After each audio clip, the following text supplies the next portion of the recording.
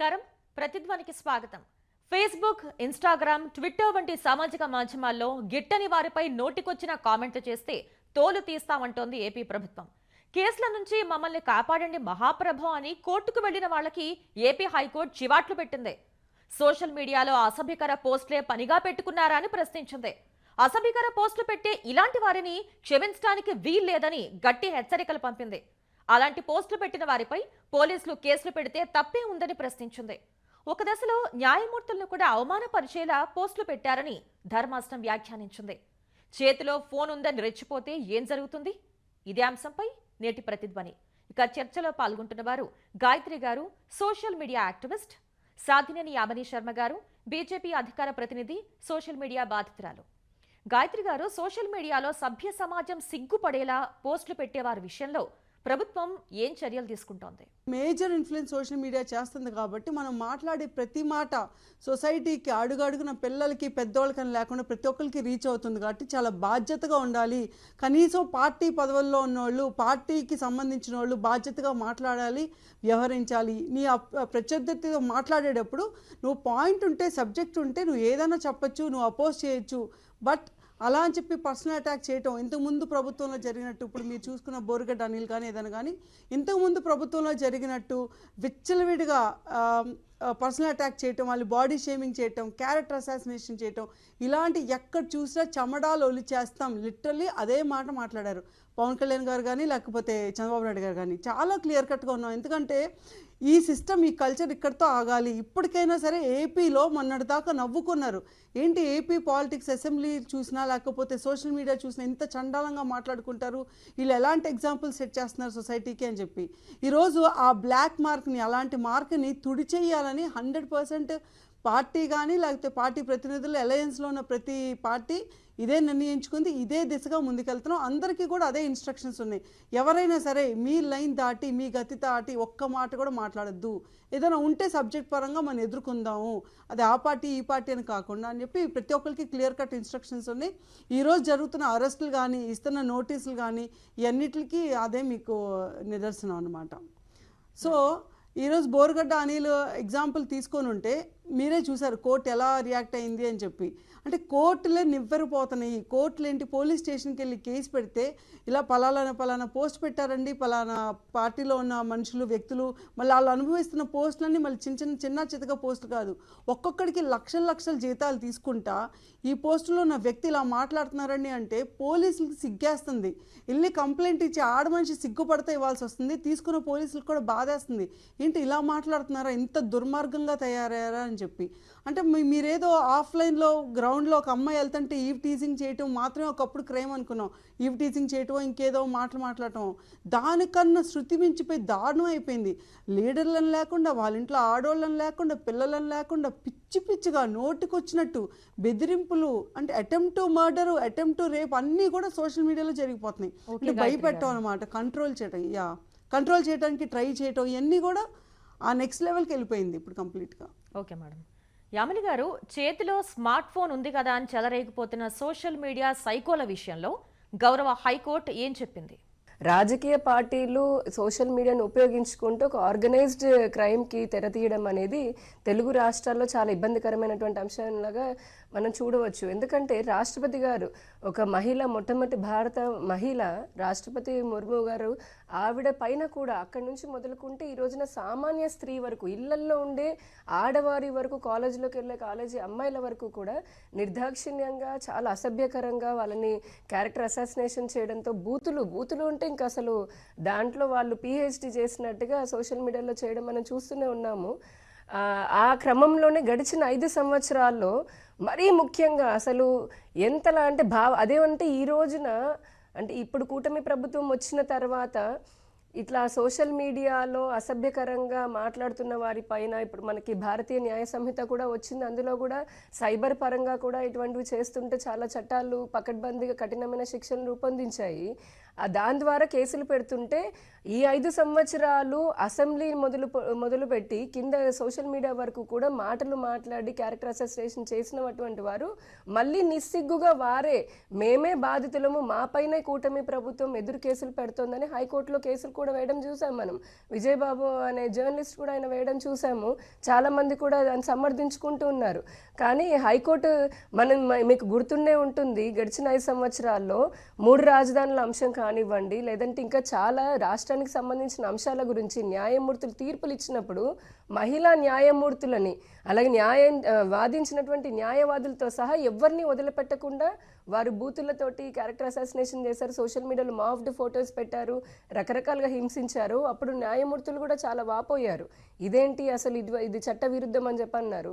ఈ రోజున హైకోర్టు అదే ఆ సందర్భంలోనే ఎందుకు కేసులు పెడితే తప్పేంటని ప్రశ్నించారు. నిజమే కదా, ఈ రోజున రాష్ట్ర ప్రజలందరూ కోరుకుంటుంది ఇదే.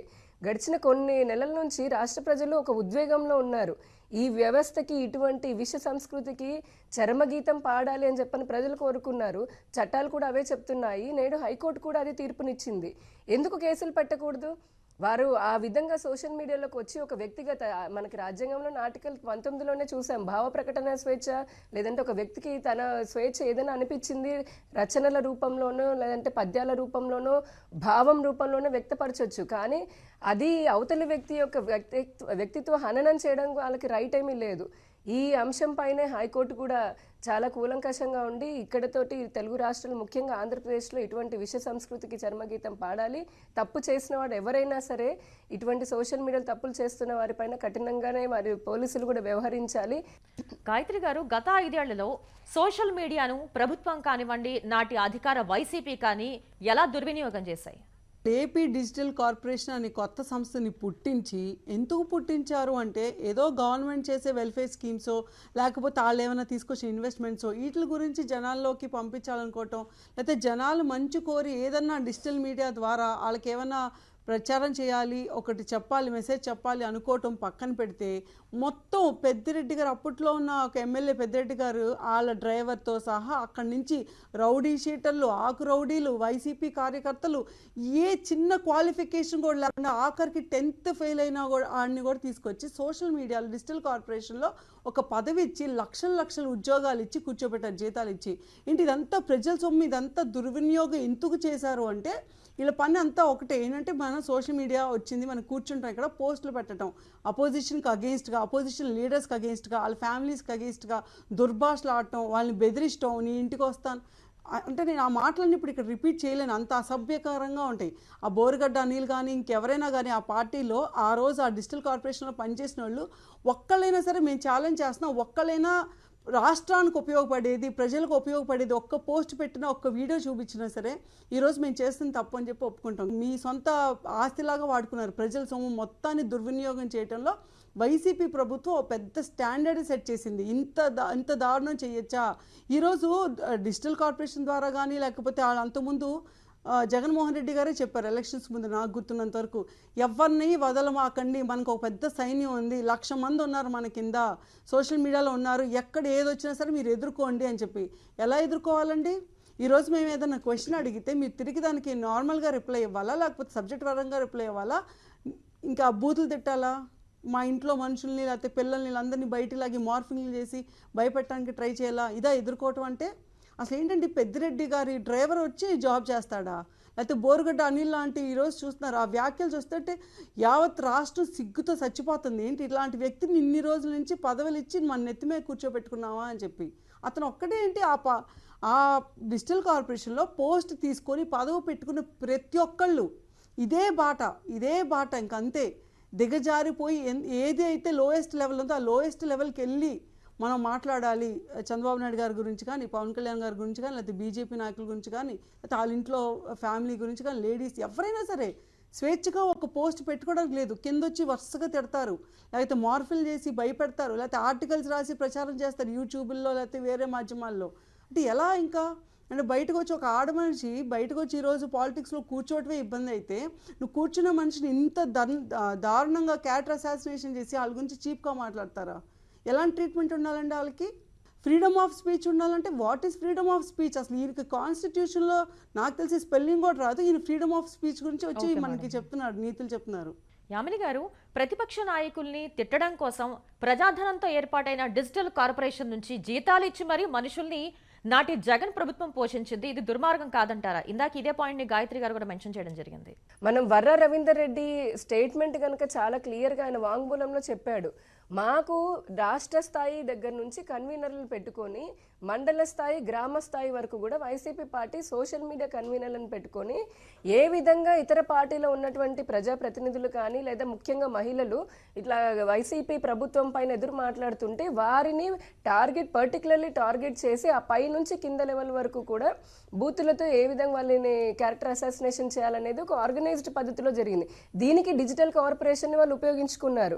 ఐ డ్రీమ్ యొక్క వాసుదేవరెడ్డి అనే వారిని తీసుకొచ్చి, ఆయన అందరికీ తెలిసిందే చాలా సన్నిహితంగా ఉండేవారు జగన్మోహన్ రెడ్డి గారికి, వారిని తీసుకొని వచ్చి నెలకి 3.5 లక్షల రూపాయల జీతం ఇచ్చుకోవడమే కాకుండా దాదాపు 65 నుంచి 70 మంది పైగా ఉద్యోగాలు ఇచ్చి అందులో కూడా సగం మందికి పైగా పార్టీ కోసమని వినియోగించుకొని ఈ విధమైనటువంటి ఆర్గనైజ్డ్ అబ్యూస్కి అలాగే క్యారెక్టర్ అసాసినేషన్ కోసమని వాళ్ళు చెప్పారు. అంటే దాంట్లో అర్జున్ రెడ్డి అని, సుమారెడ్డి అని, వీరారెడ్డి అని చెప్పని ఇలాగ టీములు పెట్టుకొని నువ్వు మార్ఫింగ్ చెయ్యి, నువ్వు సోషల్ మీడియాలో ఆ మావ్డ్ ఫోటోని పోస్ట్ చెయ్యి, నువ్వేమో పత్రికలకు దాన్ని స్ప్రెడ్ చెయ్యి, ఈ విధంగా టాస్క్ లాగా పంచుకొని మరి అవతల ఉన్నటువంటి ఇతర రాజకీయ పార్టీలో ఉన్నటువంటి మహిళల్ని ఏ విధంగా ఇబ్బంది పెట్టాలో చూసాం. మనం అంతేందుకు అసెంబ్లీలో భువనేశ్వరి గారి దగ్గర నుంచి జగన్మోహన్ రెడ్డి గారి సొంత తల్లి చెల్లిని కూడా తామే జగన్మోహన్ రెడ్డి గారు అంటే వైసీపీ యొక్క టీమే చేయించిందని ఆ రవీందర్ రెడ్డినే చెప్పాడు, ఎవరో వేరే చెప్పింది కూడా కాదు.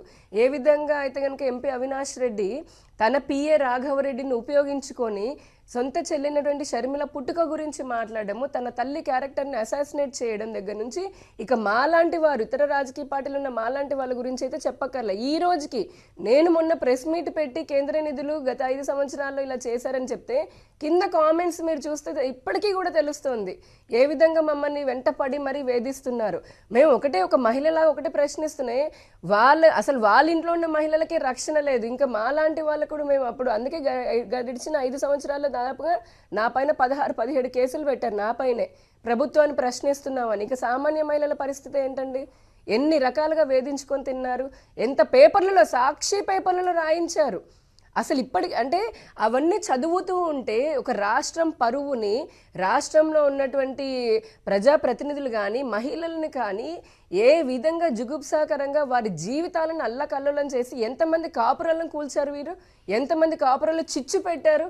అసలు సోషల్ మీడియాలో ఉండే ఒక పార్టీకి లేదంటే ఎవరైనా సానుభూతి పరులా, పార్టీ కార్యకర్త కూడా అవ్వక్కర్లేదు, సానుభూతి పరులా కూడా ప్రశ్నిస్తే కేవలం ప్రభుత్వాన్ని ప్రశ్నించినంత మాత్రమే వారిని నిజంగా అనకూడదు. కానీ నిలువుగా లాగా నగ్నంగా నడి రోడ్డు పైన సోషల్ మీడియాలో అలా పెట్టినటువంటి దాఖలు కొన్ని వేలాదిగా ఉన్నాయి. ఇటువంటి అంటే దానికి మళ్ళీ ప్రభుత్వ శాఖను ఉపయోగించుకొని ఇది చేయడం అనేది అత్యంత దారుణము. గత వైసీపీ ప్రభుత్వం చేసినటువంటి అక్రమాలు ఒక్కొక్క శాఖలో ఇప్పుడు తెలుసుకుంటుంటే ప్రజలకి ఇంకా అంటే ఒక థ్రెషోల్డ్ దాటిపోయి ఒక బ్రేక్ ఈవెన్ కూడా దాటిపోయి ఏం చెయ్యాలి అని అందుకనే మేము ఇలా ఇచ్చాం, 11 సీట్లతో కూర్చోపెట్టామన్నారు. గాయత్రి గారు, ఇప్పుడు యామిని శర్మ గారు చెప్పినట్లు స్వయంగా జగన్ పార్టీ కార్యకర్తలే ఆయన తల్లిని ఆయన చెల్లిని సామాజిక మాధ్యమాల వేదికగా చాలా ఇబ్బంది పెట్టారు. పలు సందర్భాల్లో షర్మిల కూడా మీడియా ముందు తన అన్న పార్టీకి సంబంధించిన కార్యకర్తలే ఇబ్బందులకు గురి చేస్తున్నారని కూడా చెప్పడం జరిగింది. వారిని శిక్షించడం తప్పంటారా? దీనికి సంబంధించి దీన్ని అసలు ఎలా అర్థం చేసుకోవాలి? అంటే 100% అండి. ఎందుకంటే ఒక క్రిమినల్ మెంటాలిటీ ఉన్న ఏ మనిషి అయినా సరే వాళ్ళు మాత్రమే అలా మాట్లాడగలరు. నువ్వు బయటికి వెళ్ళి రేప్ చేయగలవు అనుకున్న మనిషి, అలాంటి థాట్ ప్రాసెస్ ఉన్న మనుషులు మాత్రమే అలాంటి పోస్టులు పెట్టగలరు. అంటే నీ పార్టీలో నీ పార్టీ కోసం కష్టపడి ఎన్నో వేల కిలోమీటర్లు నడిచిన ఆవిడ మీద కూడా నీకు కన్సిడరేషన్ లేదు. మీ పార్టీ దాకా వస్తే మీ అన్న ఉసుగో అదుగో అనగానే రెచ్చిపోయి పిచ్చి పిచ్చిగా ఆఖరికంటే ఆవిడ చీర కట్టుకుంటే ఆవిడ చీర గురించి కూడా రాజకీయం చేశారు ఈ డిజిటల్ కార్పొరేషన్ కానీ లేకపోతే వైసీపీ సోషల్ మీడియా కానీ. అంటే అంత దారుణమా? నీ సొంత చెల్లి నువ్వు ఎదుర్కోలేవా? ఆవిడ ఇబ్బందులు ఏంటి? ఆవిడ అడిగే క్వశ్చన్కి నువ్వు ఆన్సర్ చేయి. ఆవిడ స్ట్రేట్ సింపుల్గా మా బాబాయ్కి ఎందుకు న్యాయం చేయలేదు, మమ్మల్ని ఎందుకు అన్యాయం చేసి అని అడిగింది. దానికి ఆన్సర్ చేయాలి. అంతేగాని నువ్వు అడిగితే నువ్వు అసలు వాళ్ళ తండ్రికే పుట్టలేదు, నువ్వు అక్కడ పుట్టలేదు, నువ్వు ఇలాంటి దానివి అలాంటి దానివి, ఆవిడకి ఏవో పిచ్చి పిచ్చి పేర్లండి, ఏదో బి గ్రేడ్ హీరోయిన్ పేర్లన్నీ పెట్టి పిచ్చి పిచ్చిగా అసలు ఆర్టికల్స్ నడిపి ఆవిడ మీద యూట్యూబ్ వీడియోస్ చేసి ఎంత దారుణం చేశారండి ఆవిడ్ని. అంటే ఇంక అక్కడే అర్థమైపోతుంది కదా. అదేంటంటే లాస్ట్ 5 years ఏం జరిగిందంటే గవర్నమెంట్ స్పాన్సర్డ్ క్రైమ్ లాగా, చాలా ఆర్గనైజ్డ్ క్రైమ్ లాగా, ఇందాక యామిని గారు కూడా మెన్షన్ చేసినట్టు టీమ్స్గా విడిపోయి ఎవరు పోస్ట్ పెట్టాలి, దానికి ఎవరు రిప్లై ఇవ్వాలి, దాన్ని ఎవరు ఫార్వర్డ్ చేయాలి, దీన్ని ఎలా వైరల్ చేసుకోవాలి, ఎందుకంటే వాళ్ళకే అర్థమైపోయింది social media is the strongest weapon. ఈరోజు ప్రతి ఒక్కరి చేతిలో ఫోన్ ఉంటుంది, ముసలోళ్ళని లేదు, చిన్నపిల్లలని లేదు. సో అందరికీ ప్రభావితం చేసేలాగా ఆవిడ మంచిది కాదు అంటే ఏంటి, నిన్ను క్వశ్చన్ చేస్తే నీ చెల్లి కూడా మంచిది కాదు అని చెప్పుకునే మనిషి ఈయన. మరి ఈయన జైల్లో ఉన్నప్పుడు ఆవిడ అంత తిరిగింది, ఎంతో కొంత గ్రాటిట్యూడ్ థ్యాంక్ఫుల్నెస్ ఉండాల్సిన మనిషి అంత దిగజారిపోవటం అంతే కదా. ఇప్పుడు ఒక లీడర్ దిగజారిపోయారు కాబట్టి ఈరోజు వాళ్ళ కింద ఉన్న క్యాడర్ కూడా దిగజారిపోవటం, ఆ దిగజారిపోవటానికి వీళ్ళు మళ్ళీ డబ్బులు ఇచ్చి పెంచి పోషించినట్టు అనమాట, లిటరలీ పెంచి పోషించినట్టు. ఇందాక యామిని గారు చెప్పారు, అంత పెద్ద ఐడియల్ బ్రెయిన్ కానీ ఇంకేదైనా కానీ, లేకపోతే గ్రేట్ ఆంధ్ర ఇంకేదైనా కానీ, అంత పెద్ద సంస్థలు యూట్యూబ్ ఛానల్స్ నడుపుతున్న వాళ్ళ ఎండీలకి నువ్వు పిలిచి గవర్నమెంట్లో డబ్బులు ఇచ్చి ఫేక్ ఆర్టికల్స్ రాయిస్తావా? అంటే తీసుకునే వాళ్ళకైనా సిగ్గుండాలి, ఇచ్చే వాళ్ళకైనా సిగ్గుండాలి, ఇంకా అంతకన్నా ఏం మాట్లాడతామండి. అంటే ఇంత డిజాస్టర్స్కి ఇందాక మొన్న చంద్రబాబు నాయుడు గారు నిన్న కూడా మీడియా చిట్చాట్లో చెప్పారు. అంటే ఆయనకి ఇప్పుడు గవర్నమెంట్లోకి వచ్చాక ఒక్కొక్క డిపార్ట్మెంట్ తవ్వుతుంటే భయం చూస్తుంటే ఆయన ఆశ్చర్యపోతున్నారు. అంటే ఇన్నేళ్ళు నా రాజకీయ జీవితంలో ఇంత దారుణమైన ఇంత నికృష్టపు ప్రత్యర్థి నేను ఎక్కడా చూడలేదు, ఇంత నాశనం చేస్తావా రాష్ట్రాన్ని సంస్థల్ని అని చెప్పి. ఎన్నో వీడియోలు మనకి యూట్యూబ్లో వచ్చాయి. అయితే ఇన్ని సాక్ష్యాలు ఉండగా ఎందుకని చర్యలు తీసుకోవట్లేదు అనేది సామాజిక కార్యకర్తల నుంచి ప్రజల వరకు ప్రతి ఒక్కరికి ఇది ఒక ప్రశ్న ఉంది. దీనికి సంబంధించి మీరేం చెప్తారు? ఎంతో మంది గడిచిన 5 సంవత్సరాల్లో క్యారెక్టర్ అసాసినేషన్ అసలు పరిమితికి మించి పరిధులు అంటే దాటేసి అన్ని రకాలుగా కూడా మగవారు కూడా సిగ్గుపడే విధంగా, ఇంకా చెప్పాలంటే ఇప్పుడు నాకు చెప్పడానికి కూడా ఇబ్బందిగా అనిపిస్తుంది. అంటే ఏదైతే ఒక ఫౌల్ లాంగ్వేజ్ అని చెప్పని లేదంటే సెన్సర్డ్ లాంగ్వేజ్ ఉంటుందో అటువంటి లాంగ్వేజ్ని కూడా ఉపయోగించి మరి ఈ విధంగా ఇటువంటి మాట్లాడే వాళ్ళు మాట్లాడారు, విపరీతంగా మాట్లాడారు. అదేమనంటే ఇప్పుడు ప్రభుత్వం మారగానే బహిరంగంగా క్షమాపణ చెప్తూ అప్పుడు మాతో మా పార్టీ మాట్లాడిచ్చింది లేదంటే ఇలా నాయకులు మాట్లాడిచ్చారు అని అన్నారు, కానీ ప్రజలు మర్చిపోలేదు. ఇందాకే నేను చెప్పినట్టుగా మీరు అడిగారు ఒక మహిళలాగా, నేను ఇప్పుడు మా పైన కూడా కామెంట్ చేస్తుంటే మేము ఎలా మర్చిపోతాము, జస్ట్ బికాజ్ మేము అందరం కూడా మహిళలు మాలాంటి వాళ్ళు రాజకీయాల్లో ఉన్నారు కదా అని చెప్పానని ఏది పడితే అది మా పైన మాట్లాడుతుంటే మా కుటుంబాలు భంగపడవా, బాధపడవా? మేము మనుషులం కాదా? అవతల వాళ్ళకు ఉన్నటువంటి ఫీలింగ్స్ మాకుండవా? మాకు కూడా కుటుంబాలు ఉంటాయి, పిల్లలు ఉంటారు, వారు ప్రశ్నిస్తూ ఉంటారు కదా, ఏంటి ఈ విధంగా వారి స్నేహితులుగా నా ఒక్కదనంటే ఉదాహరణ నేను బాధితురాల్లాగా చెప్తున్నాను. ఇక్కడ నేను కేవలం రాజకీయ నాయకురాలను కాకుండా ఒక మహిళలాగా ఒక బాధితురాల్లాగా చెప్తున్నాను. మమ్మల్ని మా చుట్టాల్లో అడగరా, మా ఫ్రెండ్ సర్కిల్ అడగరా, మా పిల్లలు అడగరా, ఏమిటి ఇలాగ ఎందుకు వస్తున్నాయి, మీరు ఎందుకు యాక్షన్ తీసుకోవట్లేదు, పాలిటిక్స్ అంటే ఇంత చండాలంగా ఉంటానంటే భవిష్యత్ తరాల వారికి మేమేం సమాధానం చెప్పుకోవాలి? ఇంట్లో కుటుంబ సభ్యులమే. అటువంటి మాటలు మాట్లాడిన వాళ్ళు ఈ రోజున వచ్చి క్షమాపణను అడుగుతున్నారు. కానీ చంద్రబాబు నాయుడు గారు కానీ కూటమి ప్రభుత్వం మొదటి నుంచి ఒకటి చెప్తున్నారు, నిన్న కూడా అదే చెప్పారు. ఏమనంటే మేము తప్పు చేసినటువంటి వారిపైన చర్యలు తీసుకుంటాం, కానీ అది ఖచ్చితంగా రాజకీయ కక్షలాగా ఉండకూడదు. చట్ట ప్రకారము ఆ చర్యలు తీసుకుంటాము. రాజకీయ కక్షలాగా ఉంటే ఇంకా వైసీపీ అంటే గత ప్రభుత్వానికి మా ప్రభుత్వానికి తేడా ఏముంటుందని గడిచిన 5 సంవత్సరాలు మీరు చూస్తే ఒకటి యువతని విచ్చలవిడిగా గంజాయి, అసలు మూలానికి కారణం ఏంటంటే ప్రేరేపణ అంటారు కదా, విచ్చలవిడినటువంటి గంజాయి కానివ్వండి, కల్తీ మద్యం కానీ చిన్న కాలేజ్ స్కూల్ పిల్లల నుంచి చాలా బాధాకరమైన విషయము. స్కూల్ పిల్లల దగ్గర నుంచి లెట్ మీ కంప్లీట్ దిస్. ఇటువంటి అలవాటు చేసి వారిని సోషల్ మీడియాలో ఉసిగొలుపుతూ తమ రాజకీయ ప్రత్యర్థి పార్టీల పైన మహిళల పైన ఉసిగొలపడం అనేది జరిగింది. దీనికి ఇంకొకటి మీరు అడిగిన దానికి ఏంటంటే ఖచ్చితంగా ఒక రోజు ముందైనా వెనకైనా సరే ఎవరైనా సరే, ఇన్ దట్ కేస్ ఈ పార్టీ ఆ పార్టీ, ఈ మనిషి ఆ మనిషి అని కాదు, ఎవరైనా ఇక మీదట ఇంతకు ముందు చేసిన వారైనా సరే చట్టానికి తగినట్టుగా శిక్ష వారికి పడుతుంది. గాయత్రి గారు, ఇప్పుడు యామిని శర్మ గారు ఎంతో ఆవేదనతో చెప్పడం జరిగింది. ఒక మహిళగా మీరు చెప్పండి, ఒక పార్టీ సానుభూతి పర్యాలుగా కాకుండా ఒక మహిళగా రియాక్ట్ కండి. ఇప్పటికీ ఇన్ని సాక్ష్యాధారాలు ఉన్నప్పటికీ ఇంకా ప్రభుత్వం ఎందుకని గట్టి చర్యలు తీసుకోవటం లేదు ఈ విషయంలో? ఆ పర్టికులర్ మనిషి ఎవరైతే ఒక సి గ్రేడ్ ఉమెన్ ఉందో, శ్రీరెడ్డి లాంటి వాళ్ళు, ఇలాంటి వాళ్ళు ఇంకా చాలామంది ఉన్నారు. ఈవిడేంటంటే కొంచెం ఏదో ఆ సినిమాలో అక్కడ కనిపించింది, మీకు పాపులర్ అయింది కాబట్టి ఒక సెలబ్రిటీ స్టేటస్ కింద పేరు మనం డిస్కస్ చేస్తున్నాం. కానీ గత వైసీపీ ప్రభుత్వంలో ఇలాంటి మహిళలు చాలామంది ఉన్నారు. అన్నిటికీ బరి తెగించి మనం ఏ నోటుకు వచ్చినట్టు మాట్లాడతామని. అంటే ఇలాంటప్పుడే ఆవిడ చాలా వీడియోస్ చేశారు. అంటే ఇందాక యామిని గారు చెప్పినట్టు ఆవిడ మీద, నా మీద, చాలామంది మీద వీడియోస్ చేశారు. అంటే ఎవరిని వదలలేదు ఆవిడ. బాబు గారిని, లేకపోతే లోకేష్ గారిని, పవన్ కళ్యాణ్ గారిని, షర్మిల గారిని, అందరినీ ఆవిడ మాట్లాడిన లాంగ్వేజ్ అండి ఇక్కడ మేము ఇమిటేట్ చేయలేం, కనీసం ఆ మాటలు రిపీట్ చేయలేం. నాకు అప్పుడు అలాంటప్పుడు అనిపించింది, ఎందుకు మనం అరబ్ దేశాల లాంటి స్ట్రిక్ట్ లాస్ తీసుకొస్తానండి. ఆవిడ పెట్టిన వీడియోస్ చూస్తే ఈ రక్తం ఎలా మరిగిపోయిందంటే షూటెడ్ సైడ్ ఆర్డర్స్తో కాల్చిపారేయాలి ఇట్లాంటి వాళ్ళని. ఇలాంటి వాళ్ళు ఎందుకు వదిలేస్తున్నాం? మన సొసైటీలో మన మధ్యలో ఇలాంటి వాళ్ళు ఎందుకు తిరుగుతున్నారు?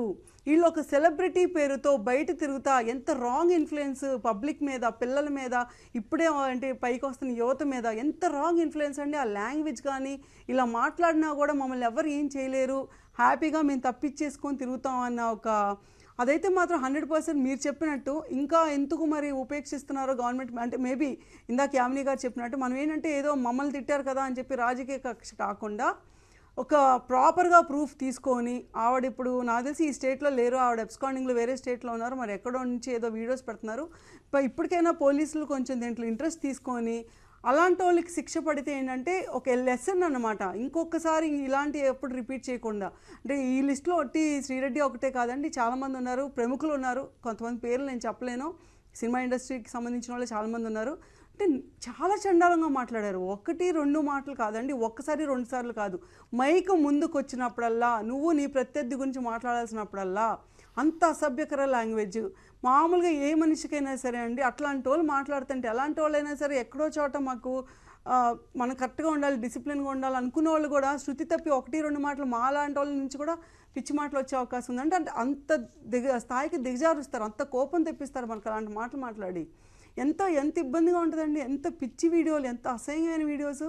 అప్పుడు నేను ఆవిడేమో సెలబ్రిటీ స్టేటస్ వేసుకొని అన్ని చోట్ల పాపులర్ అయిపోయింది. ఆ వీడియోస్ ఏంటంటే ప్రతి hook and corner of the స్టేట్కి వెళ్తాయి. అంటే ఆఖరికి నా ఫ్యామిలీ వాళ్ళు ఇంకెవరెవరో చూస్తారు, వాళ్ళు నాకు ఫార్వర్డ్ చేస్తారు. ఎంత సిగ్గుచేటనంగా ఉంటుంది. ఆవిడ తిట్టింది కదా అని తిరిగి మేము తిట్టగలం అంటే లేదు, మేము మాట్లాడే పార్టీలు కాదు, మాట్లాడే మనుషులం కాదు. సో ఇలాంటి మనుషులు ఇప్పుడు ఈ సొసైటీకి ఎంత పెద్ద చీడ పురుగులో అర్థం చేసుకొని ఇప్పటికైనా సరే ఇంకా కొంచెం స్ట్రిక్ట్ లాస్ తీసుకొచ్చి ఇలాంటి వాళ్ళకి ఎలాంటి గుణపాఠం చెప్పాలంటే, ఇంకోసారి ఎవరైనా గొంతెత్తి మాట్లాడాలంటే, అంటే ఈ టోన్లో మాట్లాడాలంటే, ఇలాంటి లాంగ్వేజ్ యూజ్ చేయాలంటే మాత్రం గజగజ వణికిపోవాలండి. అలాంటి రూల్సే రావాలి, అలాంటి శిక్ష పడాలి. నేను పార్టీలా కాదు, యాజ్ అ ఉమెన్ నేను చెప్తున్నాను. ఒక ఉమెన్ బయటకు వచ్చి రేపు వద్దున వర్క్ చేయాలంటే, అది మూవీ ఇండస్ట్రీ అని, పాలిటిక్స్ అవనండి, ఇంకే వర్క్ అయినా సరే చేసి హుందాగా తన పని తను చేసుకొని మళ్ళీ తను గర్వంగా ఇంటికి వెళ్ళాలి అనుకుంటే ఇలాంటి చీడ పురుగులు మాత్రం ఉండకూడదండి. ఉమెన్ కార్డు పేరుతో మాటికి వీడియోస్ పెట్టి నా తప్పైపోయింది, వాళ్ళు ఎవరో చెప్తే నేను చేశాను అంటే, ఎవరో చెప్తే నువ్వు చేస్తావా? నీ నెత్తి మీద గన్ పాయింట్లో పెట్టుకొని నేను మాట్లాడమన్నారా ఏంటది? ఈ మధ్యలో కూడా చాలాసార్లు ఆవిడ చెప్పింది, నాకు ఇంకా పేమెంట్ రాలేదేంటి, నన్ను వదిలేశారు ఏంటి అని చెప్పి. అంటే అంత క్లియర్గా అర్థం కావట్లేదు ఆవిడకి పేమెంట్ ఇచ్చి మాట్లాడిస్తున్నారని చెప్పి. వాళ్ళ అవసరాలకు వాళ్ళు వాడుకుంటున్నారు. బట్ మనకంటూ ఒక స్టాండర్డ్స్, మనకంటూ ఒక యాటిట్యూడ్ ఉండాలి కదా. అవన్నీ కూడా వదిలేసుకొని బరి తెగిచ్చేస్తామంటే మరి ఎంతకాలం సొసైటీ కానీ లేకపోతే గవర్నమెంట్లు కానీ భరిస్తాయో తెలీదు. అదే we're looking for that day అండి. కంప్లీట్గా ఇలాంటి వాళ్ళందరినీ సొసైటీ నుంచి తీసేయాలని చెప్పి అంతే. యామిని శర్మ గారు, కొన్ని సంవత్సరాల పాటు సోషల్ మీడియా వేధింపులకు గురయ్యారు. ఒక బాధిత వ్యక్తిగా చెప్పండి, ఇలాంటి వారిని ఏం చేస్తే బెటర్, ఎంత వేగంగా చర్యలు తీసుకోవాలని మీరు సూచిస్తారు? ఒకటి, ఇప్పుడు బయట సమాజంలో ఎవరైనా వచ్చి మనల్ని ఏదైనా పరువుకి మన పరువుకి కానీ మన వ్యక్తిత్వానికి కానీ హననం చేసే విధంగా మాట్లాడితే మనం వెళ్ళి డిఫమేషన్ అంటే పరువు నష్టం కేసులు అట్లాగా పెడుతూ ఉంటారు, లేదా దానికి సంబంధించిన ఏదైనా ఉంటుంది. కానీ ఒకటి అలవాటు అయిపోయిందంటే సోషల్ మీడియా అనేటప్పటికీ అందులో ఏదైనా మాట్లాడవచ్చు, అందులో పరువు తీసినా కూడా సోషల్ మీడియా ప్లాట్ఫామే కాబట్టి ఎవరు నన్ను ఏమీ చేయలేరు అన్న ధోరణితో, పైగా రాజకీయ పార్టీలు అండలు చూసుకొని సానుభూతి పరులు కానీ కార్యకర్తలను చెప్పుకుని నాయకులు కూడా చెప్పుకునేటటువంటి వారందరూ ఇటువంటి చర్యలకి తెగబడుతున్నారు. దీన్ని ఖచ్చితంగా ప్రభుత్వాలు అడ్డుకోవాలి. ఇప్పటికే ఉన్నటువంటి చట్టాలని కఠినంగా అమలు చేయాలి. ఆన్ రికార్డ్ చెప్తున్నాను, ఇప్పటికీ కొంతమంది పోలీసులు ఇంకా కూడా ఆ వాసన, పాత ప్రభుత్వ వాసన పోకుండా వాళ్ళకంటే అలానే ముందుకు వెళ్తున్నారు. అటువంటి అధికారులను కూడా గుర్తిస్తూ ఉన్నాము. వివిధ శాఖలను కూడా ప్రక్షాళన చేస్తున్నాము. ఇప్పటికే ఉన్నటువంటి చట్టాలని కఠినంగా అమలు చేయడం ఒకటి, పాయింట్ నెంబర్ 1. రెండోది, ఇప్పుడు భారతీయ న్యాయ సంహిత ద్వారా వచ్చినటువంటి ఈ సైబర్ అంటే 77 సెక్షన్ 77 కానివ్వండి, ఇట్లా మహిళలకు సంబంధించి చాలా ఉన్నాయి. సైబర్ పరంగా కూడా వారు ఎదుర్కొంటున్నటువంటి వాటిపైన పరువు నష్టం, సైబర్ పరువు నష్టం వేయడానికి కూడా భారతీయ న్యాయ సంహిత ఇప్పుడు అవకాశాన్ని కల్పిస్తోంది. ఇటువంటి చట్టాలపైన అవగాహన కల్పించడం అనేది కూడా ప్రభుత్వాలు విస్తృతంగా చేయాల్సినటువంటిది ఉంది. ఎందుకంటే సామాజిక బాధ్యత కూడా. కక్ష సాధింపులు అనేది లేని కేసులు వాళ్ళ మీద పెడితే కక్ష సాధింపు అవుతుంది, కానీ ఇన్ని సాక్ష్యాధారాలను పెట్టుకుని కూడా ఎందుకని ఇంకా గట్టి చర్యలు తీసుకోవటం లేదంటారు? దీన్ని ఏమనాలి? మనకి దీనికి సంబంధించి ఎప్పుడో బ్రిటిష్ కాలం నాటి చట్టాలని ఇప్పుడు 150 సంవత్సరాల చట్టాలని కేంద్ర ప్రభుత్వం మొన్న మార్చింది. ఇంకొకటి ఏంటంటే, పోలీసు ఇప్పుడు మనకి చట్టాలు ఉన్నప్పటికీ ఎవరిపైన కేసు పెట్టామనుకోండి, వాళ్ళు కోర్టులకు వేస్తున్నారు. ఆ కోర్టు మళ్ళీ వాయిదా తీసుకొని దాని జడ్జిమెంట్ రావడం కోసం అని చెప్పని పూర్వపరాలు అనేటప్పటికి ఇంకొంత సమయం పడుతుంది, లేదా బెయిల్కి అప్లై చేస్తుంటారు. ఇలాగా చట్టాల్లో ఉన్నటువంటి కొన్ని అంశాలను ఉపయోగించుకుంటూ కొద్ది నిందితులు కానీ ఇటువంటి నేరాలు చేసేవాళ్ళు తాత్కాలికంగా తప్పించుకొని తిరుగుతూ ఉన్నారేమో, కానీ అల్టిమేట్లీ మేము అదే చెప్తున్నాం. అంటే రాజకీయ కక్షతోటి రాత్రికి రాత్రి ఏ విధంగా అయితే అక్రమంగా అన్యాయం, చంద్రబాబు నాయుడు గారిని ఏం చేశారండి, జైల్లో అక్రమంగా పెట్టారు. ఇందాక నేను చెప్పిన వేలాది మందిని అక్రమంగా పెట్టారు. అటువంటి స్థితిలో ఎందుకు అలా చేశారు కాబట్టి ప్రజలు పెద్ద ఎత్తున ఉద్యమంలాగా ఒక పోరాటం, యుద్ధమే చేసి అతను ఆ ప్రభుత్వాన్ని కూల్చారు. మేము అటువంటి తప్పు చేయకూడదు. ఎందుకంటే ఈ రోజున వికసిత ఆంధ్రప్రదేశ్, వికసిత భారత్ మా లక్ష్యంలాగా వెళ్తున్నాం కాబట్టి ఇటువంటి చట్టాలనే ఉండి వారు చేసినటువంటి తప్పుల్ని వారు కోర్టులకు వెళ్ళినా సరే, కోర్టులు ఇప్పుడు రాష్ట్ర ప్రభుత్వం చాలా కేసులు ఇటువంటి కేసులోనే తమ వాదనను వినిపిస్తూ కూడా ఉన్నాము. తప్పకుండా అతి తొందరలోనే ఇటువంటి వారందరికీ కఠినమైనటువంటి చర్యలు తీసుకునే విధంగా రాష్ట్ర ప్రభుత్వం, కుటుంబ ప్రభుత్వం కృషి చేస్తుంది. తప్పు చేసిన వారు, ఎందుకంటే ప్రజలకి భద్రతనివ్వాలి, భరోసానివ్వాలి, రక్షణనివ్వాలి. ఇది చేయకుండా మనం ఎంత అభివృద్ధి చేసినా కూడా ప్రజలు మనల్ని పెట్టుకున్న నమ్మకాన్ని మనం నిలబెట్టుకున్నట్టు కాదు. కాబట్టి ఈ మూడిటిపైన మరీ ముఖ్యంగా మహిళలని వారికి అన్ని విధాలుగా, అటు సోషల్ మీడియా పరంగా కానీ, అంటే సైబర్ పరంగా కానివ్వండి, ఇటు క్షేత్రస్థాయిలో కానీ రక్షణ, భద్రత, వారికి భరోసానిచ్చే విధంగానే మేమందరం కూడా ప్రయత్నిస్తున్నాము. ధన్యవాదాలు యామిని గారు, ధన్యవాదాలు గాయత్రి గారు చర్చలో పాల్గొన్నందుకు. ఇది నేటి ప్రతిధ్వని.